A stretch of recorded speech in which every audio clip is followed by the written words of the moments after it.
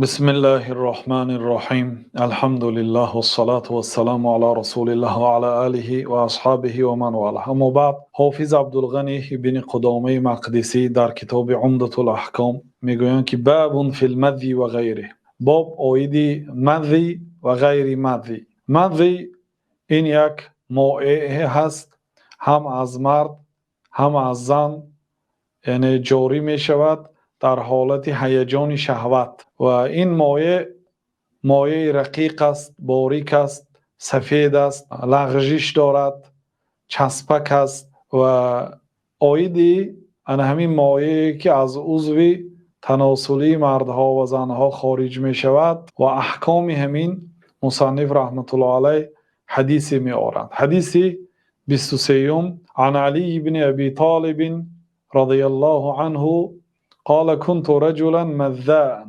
فاستحييت أن أسأل رسول الله صلى الله عليه وسلم لمكان ابنته فأمرت المقداد بن الأسود فسأله فقال يغسل ذكره ويتوضأ. این حدیث از حضرت علی ابن ابی طالب، چهارمین خلفای راشدین، داماد جناب رسول الله صلی الله علیه و سلم، شخصیتی که الله و رسولش این شخص را دوست می‌دارند و شخصیتی که الله و رسول را دوست می‌دارد، گفتند که من یک مرد سرمزی بودم. مذ صیغه مبالغه کلمه مذی، یعنی شخص بودم دارای مزی زیاد. و مزی زیاد غالبا از آن مرد زیاد جاری می شود که صاحب قوت مردی و صاحب شهوت زیاد است. من یک مرد سرمذی بودم، یعنی بسیار مزی از ایشان جاری می شد. فاستحییت ان اسأل رسول الله صلی الله علیه و سلم، پس شرم داشتم که از جناب رسول الله صلی الله علیه و سلم پرسان شوم برای چی؟ لمکان ابنته، در بعضی روایت ها لمکان ابنته منی، برای آنکه دختری جناب رسول الله صلی الله علیه و سلم این همسری من است. یعنی پیامبر صلی الله علیه و سلم به حضرت علی پدر عروس هستند. چخل من از پدر عروسم آیید این مسئله ها میپرسم. این دلالت به مستحب بودن شرم داشتن در این خل مسئله ها از عروس و خویشاوندان عروس، مانند پدر عروس، برادر و دادر عروس، در نزد آنها این خل سخنهای یعنی که متعلق به احکام عائلوی هست و متعلق به احکام شخصی هست و احکامی که دارای کلمه های شرم است باید در نزد آنها ذکر نشود. حتی بعض اهل علم و بعض مسلمان ها اگر در یک مجلس همراهی مثلا پدر عروسش یا برادر عروس و دادر عروسش نشسته باشد و شخص دیگر آیدی همین گونه سخنها اگر سخن کند خسته می رفت از جهت شرمش. و این شرم خوب است، برای آنکه پیامبر صلی الله علیه و سلم ما را توصیه کردند که علیکم بسنتی و سنت الخلفاء الراشدین المهدیین، شما سنتی مرا مستحکم گیرید و این چنین سنت خلفای راشدین مرا، یعنی حضرت ابوبکر و عمر و عثمان و علی را، یعنی منهج آنها، راه و روش آنها این باید راه و روش ما باشد.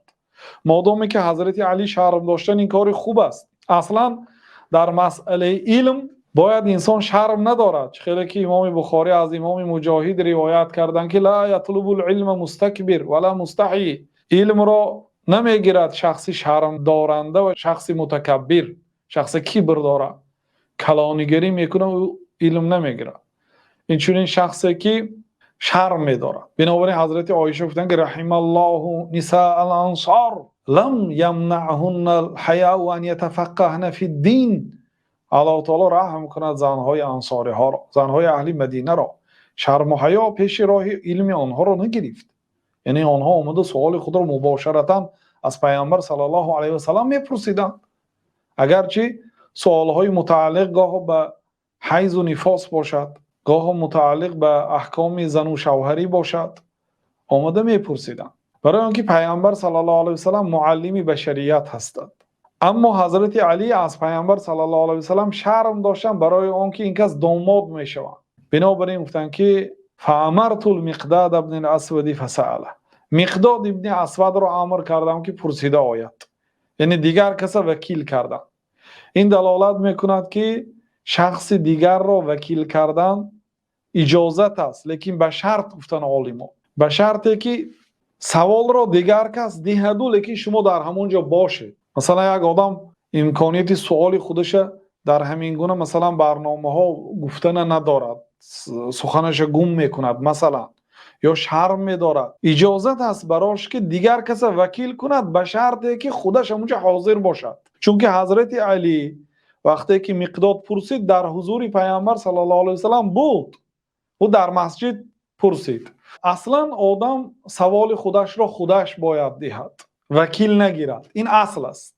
بنابراین حضرت علی هم عذر خود را پیشنهاد کرده ایستادند، یعنی سببی که برای چه خودشان نپرسیدند. میگم من شرم داشتم، برای اون که آخر دختری پیامبر صلی الله علیه وسلم همسرم هست، برای من شرم داشتم و مقداد وظیفه دار کردم. در بعضی روایت عمار وظیفه دار کردم. کدام این روایت ها درست است؟ این روایت میبینید که در صحیح بخاری و مسلم است، لیکن بعضی علما میگن که روایت عمار هم درست است. وقتی که دیدم که مقداد نمیپرسد سوال به تیزی، عمار هم یعنی که توصیه کردن که از پیامبر صلی الله علیه وسلم چنین سوال بپرس گفته، ولی مقداد یعنی سوال پرسید. و این چنین یک زن آمد به نزد رسول الله صلی الله علیه وسلم و گفت که یا رسول الله، دختری من عده نشسته است، یعنی شوهرش وفات کرده است. زنی که شوهرش وفات کرده است 4 ماه و 10 روز باید به کوچه نبراید. به کوچه که نبراید خیلی به نزد پیامبر صلی الله علیه وسلم می آید. بنابراین من آمدم گفت تا اینکه سوال او را دهم.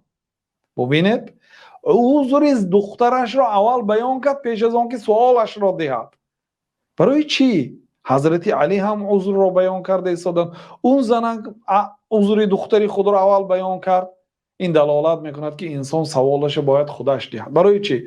برای آنکه آدم مفتی گاه به سوال دادن صاحب سوال محتاج میشه. میگوید که در کدام حالت این کار را کردی، چند مرتبه کردی، آیا در آن وقت صبح بود یا شب بود، مثلا زمستان بود یا تابستان بود، در سفر بودی یا در حضر. و این سوال آدم وکیل باید جواب داده نمیتونه. من ندونم، من اینش نپرسیدم.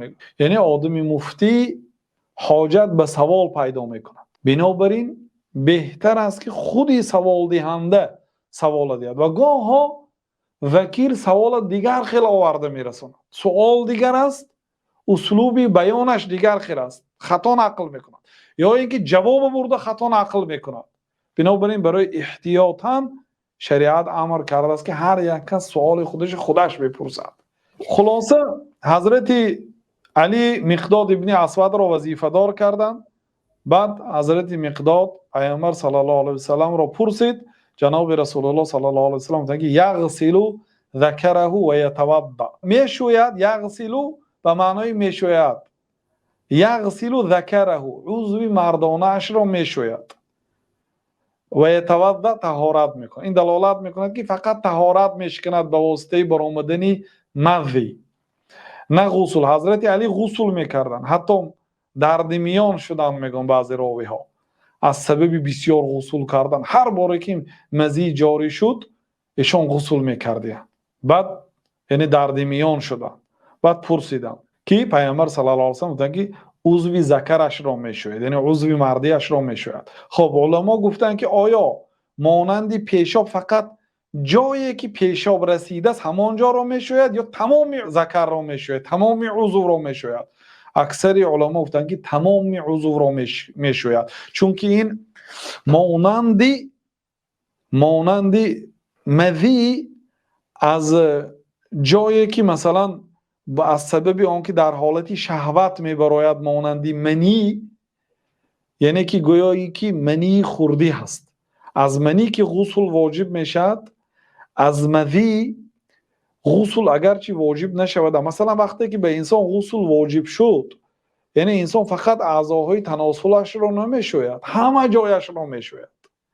این هم که گفتن به آن مانندی دارد در حالتی شهوت که میبرد، اعضای مردانگیش را همه جایش را میشوید. گفتن اگرچه به جایهایی که آب مذی نآلیده است. و بعضی علما گفتن که آیا تخم‌ها را هم میشوید یا فقط عضو را میشوید. گفتن که همه اش را میشوید، برای آنکه در بعض روایت های دیگر آمده است که یغسل ذکره و انثییه، و دو تخم‌هایش را هم میشوید گفتن. و این دلالت میکند که تمام اعضایش را، یعنی عضو مردانگیش را میشوید و یتوضا، یعنی این استنجا هست، بعد طهارت میکند.